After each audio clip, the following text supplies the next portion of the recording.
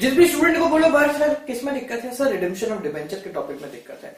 क्या दिक्कत है पता नहीं क्यों दिक्कत है, बट उस चैप्टर में सबसे ज्यादा दिक्कत है। तो आज उसी चैप्टर की सारी दिक्कतों को क्लैरिफाई करने में आ गया हूं आप लोगों के लिए।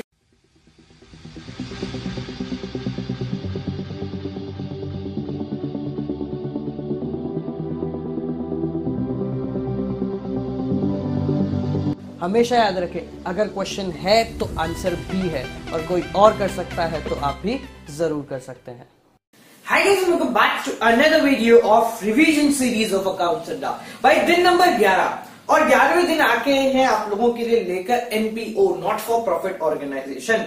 क्लास 12 के स्टूडेंट्स के लिए एनपीओ बहुत ही खतरनाक चीज उन लोगों के दिमाग में बैठी हुई है जिन लोगों ने अब तक एनपीओ नहीं पढ़ा है।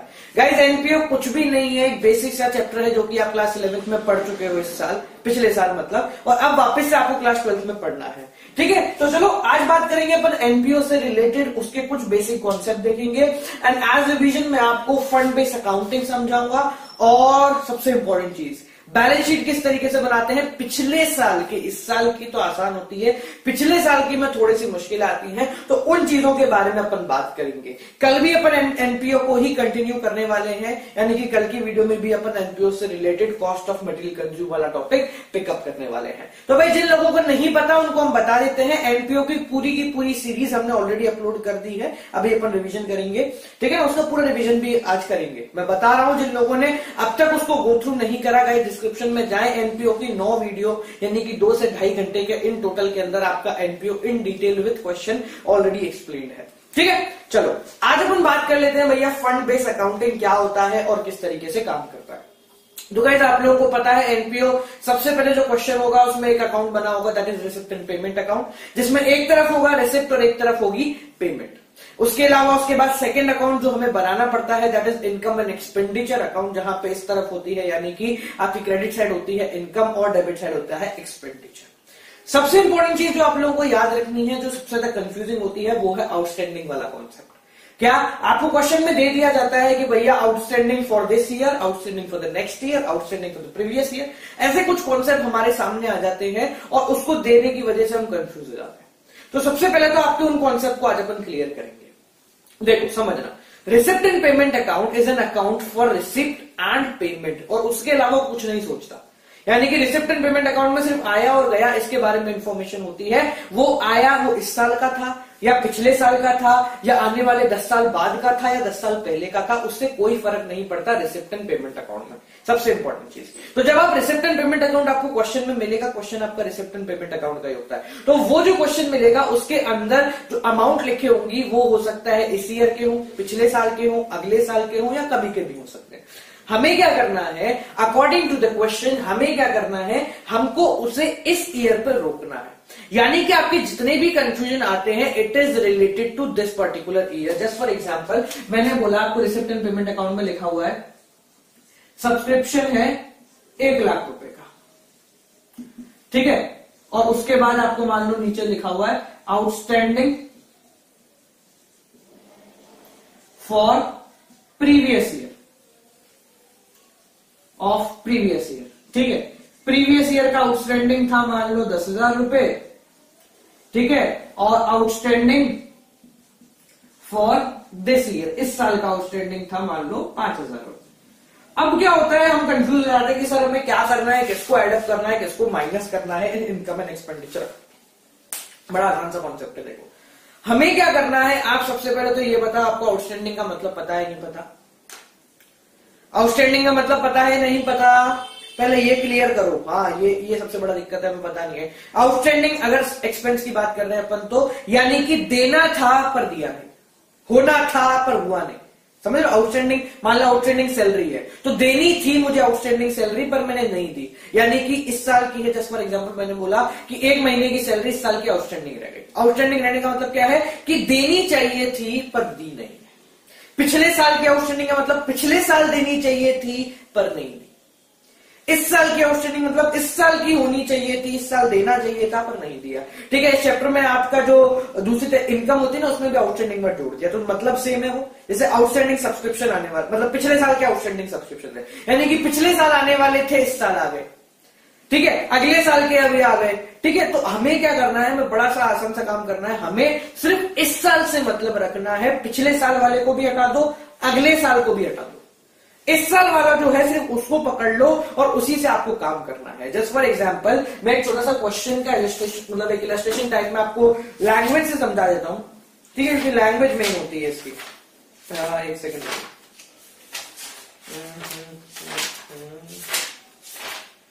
हाँ जी, क्या गया, एक सेकंड, कौन सा क्वेश्चन करें, चलो देखो, तो भाई सिंपल सा है आपका जो क्वेश्चन है, वो एक इलस्ट्रेशन सा मैं आपको लैंग्वेज समझाने के लिए बता देता हूं। हाँ देखो, एक क्वेश्चन है आपका जिसमें लिखा हुआ है सब्सक्रिप्शन 2,20,000 रुपए, आपको सब्सक्रिप्शन दे रखा है 2,20,000 का, कोई सा क्वेश्चन नहीं, मैं सिर्फ समझाने को बता रहा हूं। 2,20,000 का सब्सक्रिप्शन दे रखा है, ठीक है, और नीचे आपको दे रखा है सब्सक्रिप्शन एरियर ऑन 1 अप्रैल 2017 वो 6,000 रुपए। 1 अप्रैल 2017 को जो सब्सक्रिप्शन एरियर था, एरियर मतलब जो मिल जाना चाहिए था पर मिला नहीं, वो है 6,000 रुपए। ठीक है, और 1 अप्रैल 2018 या 31 मार्च 2018 इसको सब्सक्रिप्शन जो एरियर में रह गया है वो है 7,000 रुपए। ठीक है, और आप जो ये बैलेंस शीट बना रहे हैं, ये बना रहे हैं 31 मार्च 2018 के बेसिस पे, यहां पे आप काम कर रहे हैं। तो देखो बड़ा आसान होता है, ऐसी कोई भी दिक्कत नहीं इसको करना है। देखो 1 अप्रैल 2017 को एरियर था, एरियर होने का मतलब क्या है, नहीं मिला, मतलब पहले मिल जाना चाहिए था पर नहीं मिला। तो अब खुद सोच के बताओ, 1 अप्रैल 2017 यानी कि पिछले साल ये मिल जाना चाहिए था, तो ये कौन से साल का होगा, सीधी सी बात है, ध्यान समझना। 1 अप्रैल 2017 को ये मिल जाना चाहिए था, 1 अप्रैल 2017 को ये एरियर हो गया, एरियर का मतलब हो गया कि भाई तब तक मिल जाना चाहिए था। ठीक है, पर ये 2018 की बैलेंस शीट में, तो खुद सोच के बताओ कि भाई ये पिछले साल का है या इस साल का है। 1 अप्रैल 2017 को ही जब एरियर हो गया तो ऑटोमेटिकली वो पिछले साल का होगा। तो आप क्या करेंगे, जो अपना इनकम एंड एक्सपेंडिचर अकाउंट बनाएंगे, वहां लिखा सब्सक्रिप्शन 2,20,000 रुपए, ठीक है, और यहां आउटस्टैंडिंग एट द बिगिनिंग करके या एरियर इन 2017 करके आप इसको क्या कर देंगे, माइनस कर देंगे 6,000 रुपए। क्यों, क्योंकि ये पिछले साल का है। अब समझो, एरियर ऑन 31 अप्रैल 31 मार्च 2018, 31 मार्च 2018 का एरियर, ये अभी यही साल चल रहा है, 2017-18 चल रहा है। 2017-18 का एरियर यानी कि 2017-18 का एरियर मतलब इस साल मिलने वाला था पर अब तक नहीं मिला। 2017 का एरियर मतलब 2017 में मिलने वाला था पर नहीं मिला, तो पिछले साल का हो गया इसलिए हटा दिया। 2018 का एरियर मतलब इस साल मिलने वाला था पर नहीं मिला, पर है तो वो इस साल का ना, कौन साल का है, इसी साल का है, तो उसको अपन क्या कर देंगे, ऐड, यानी कि आप बाहर दिखाओगे 2,21,000 का सब्सक्रिप्शन का अमाउंट। सिमिलर वे में अगर सैलरी भी होती है तो सैलरी, देखो सैलरी का भी इसमें एक एडजस्टमेंट था कि सैलरी आपको जो रिसिप्टेड पेमेंट अकाउंट है उसमें सैलरी दिखा रखी है 1,09,000, ठीक है, और नीचे लिखा हुआ है कुछ नहीं लिखा हुआ, रेंट का है, चलो रेंट का एडजस्टमेंट है, रेंट का दिखाते हैं। रेंट एंड टैक्सेस है 86,100, 18,000 एडजस्टमेंट में लिखा हुआ है, ध्यान से सुनना, 18,000 was due by the way of rent in the beginning as well as at the end of the year।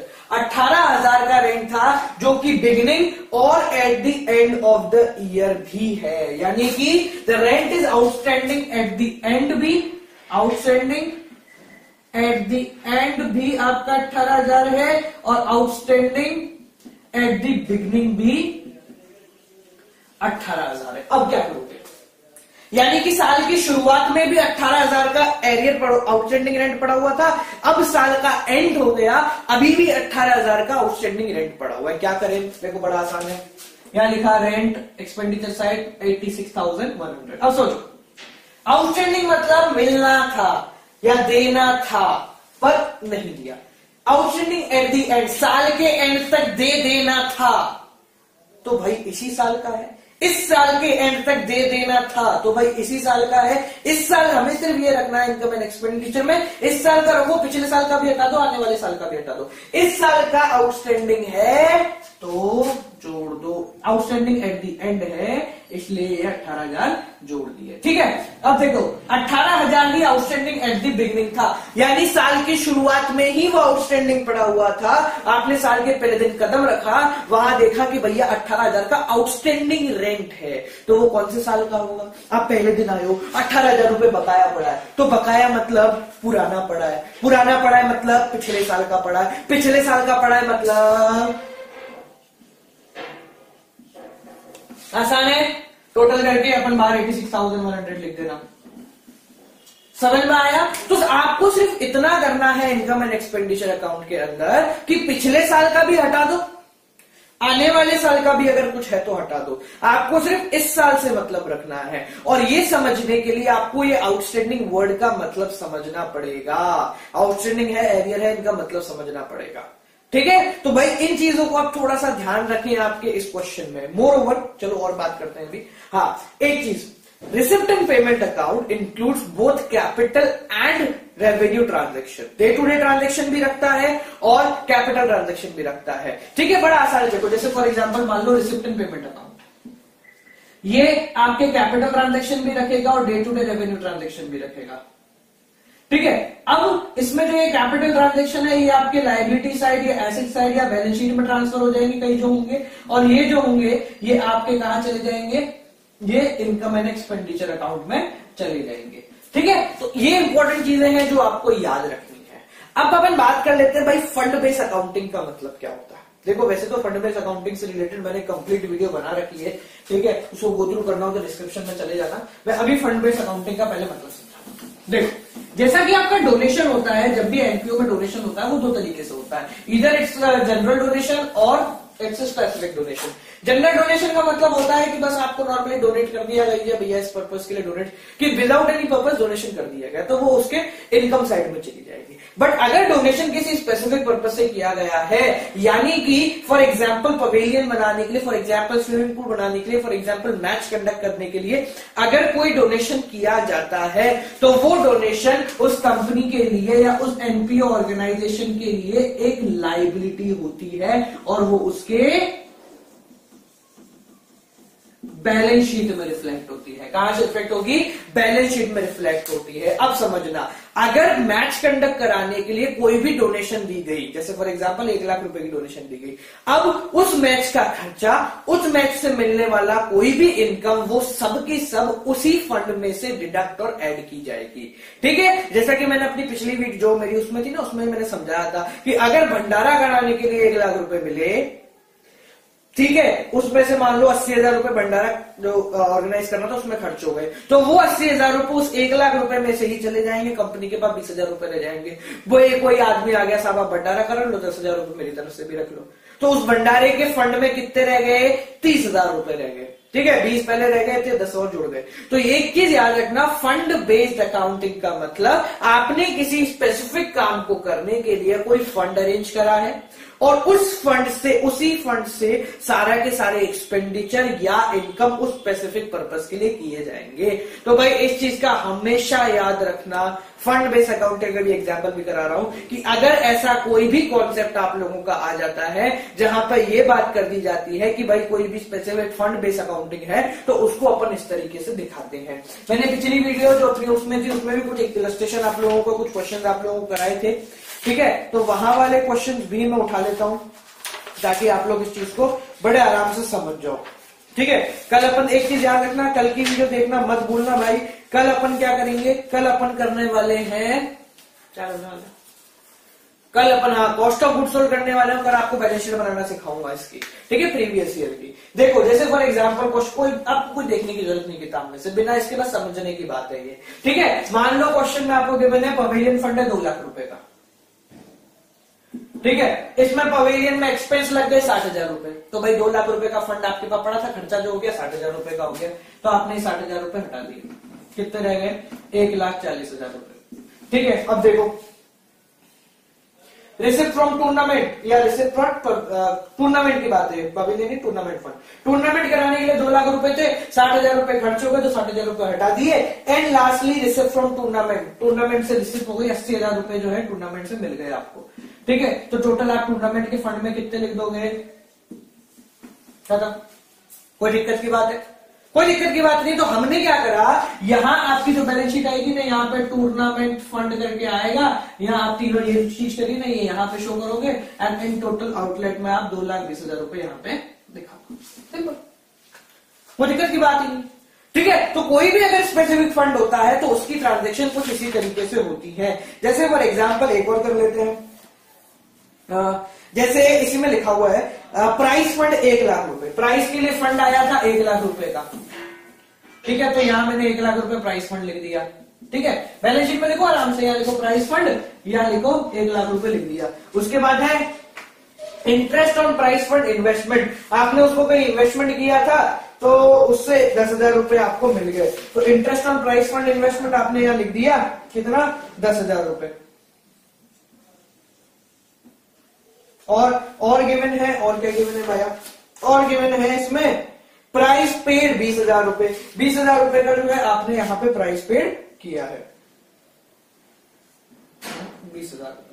ठीक है, तो देखो सिंपल सी बात, क्या क्या किया, सबसे पहले प्राइस फंड 1,00,000 रुपए का, उससे जो इन्वेस्टमेंट किया था उससे जो पैसा आया वो यहाँ जोड़ दिया, और जो खर्चा हो गया प्राइस फंड इन्वेस्टमेंट से, जो प्राइसेस पे किए वो हो गए इतने, कितना हो गया टोटल 1,10,000, तो ये हो गया 90,000। कोई दिक्कत आई इसमें? कोई भी दिक्कत नहीं आती। देखो फंड बेस्ड अकाउंटिंग बड़ा आसान सा कॉन्सेप्ट है, इट्स अप टू यू कि आप उसको कितना लाइट लेते हो। फंड बेस्ड अकाउंटिंग में एक ही जगह दिक्कत आती है जब आप फंड किसी स्पेसिफिक एसेट जनरेशन के लिए करते हैं, यानी कि चलो एक क्वेश्चन इसका भी कर लेते हैं, समझना। अभी अपन ने जितनी भी बात करी, भले वो टूर्नामेंट फंड हो या प्राइज फंड हो, ये सारे के सारे कुछ ऐसे खर्चे थे जो कि हुए और खत्म हो गए। पर कभी कभी ऐसा होता है कि जैसे फॉर एग्जांपल बिल्डिंग बनाने के लिए फंड दिया गया, ठीक है, कभी कभी ऐसा होता है कि पवेलियन बनाने के लिए फंड दिया गया, कभी कभी ऐसा होता है कि स्विमिंग पूल बनाने के लिए फंड दिया गया। अगर किसी एसेट जनरेशन के लिए फंड दिया गया है तो वो एसेट जो है वो उस ऑर्गेनाइजेशन का हो जाएगा, वो एसेट उस ऑर्गेनाइजेशन का हो जाएगा। तो उस एसेट में जितना भी खर्चा हुआ है वो सारा का सारा खर्चा एज एन एसेट क्रिएशन दिखाया जाएगा। यानी कि जस्ट फॉर एग्जांपल अगर मैं यहां दिखाता हूं, इस चीज को ध्यान से समझ लेना, पवेलियन बनाने के लिए, ठीक है, पवेलियन बनाने के लिए फंड आया है 10 लाख रुपए का। ठीक है, पिछले साल पवेलियन के लिए फंड आया था 10 लाख रुपए का, इस साल उस पवेलियन फंड में 15 लाख रुपए किसी ने और हो गए दे दिए। ठीक है, तो अपन क्या करेंगे, ऑटोमेटिकली नॉर्मली 15 लाख रुपए यहां पे जोड़ देंगे। ठीक है, तो पवेलियन फंड में टोटल कितने हो गए, इतने। अब समझो, अब यहां पे मैंने क्या बोला कि अब उस पवेलियन का कंस्ट्रक्शन काम चालू हुआ और कंस्ट्रक्शन काम में मान लो लग गए 15 लाख, नहीं 15 नहीं, कम कर लेते, मान लो 8 लाख रुपए लग गए, 8 ही, हाँ 8 ही, मान लो उस पवेलियन को बनाने में लग गए 8 लाख रुपए, एक्सपेंसेस ऑफ पवेलियन 8 लाख रुपए। तो अब अगर अपन प्राइस डिस्ट्रीब्यूशन करते हैं तो उसको नॉर्मली यहां से माइनस कर देते हैं, भैया ठीक है 8 लाख रुपए का अगर प्राइस डिस्ट्रीब्यूट हो गया तो ठीक है, ठीक है, बचे कितने 17 लाख रुपए, आप क्या लिख दोगे, कोई दिक्कत की बात नहीं। But in case of pavilion, in case of building, in case of swimming pool, in case of any other asset, जब भी आप ऐसा कुछ एसेट क्रिएट करते हैं तो जो ये खर्चा हुआ है ना, ये खर्चा कोई ऐसा एक्सपेंस नहीं है जो कि हुआ और खत्म हो गया। इस खर्चे से आपका क्रिएट होता है एक एसेट। क्या क्रिएट होता है, एक एसेट बन के तैयार हो गया। जैसे सरकार ने फॉर एग्जांपल मान लो ग्राउंड बनाने के लिए फंड दिया, अब वो जितना खर्चा उसमें होता जा रहा है ना, वो खर्चा एक एसेट में तब्दील होता जा रहा है। यानी कि अगर उस ग्राउंड को बनाने के लिए 10 लाख रुपए लग गए तो वो 10 लाख रुपए गवर्नमेंट का एक एसेट बन गया कि भैया जो आप ग्राउंड बनाए तो हाफ ग्राउंड है, तो उसका जो एक्सपेंडिचर हुआ है वो उसके एसेट में कन्वर्ट हुआ, ग्राउंड के नाम से 10 लाख रुपए का एसेट बन जाएगा।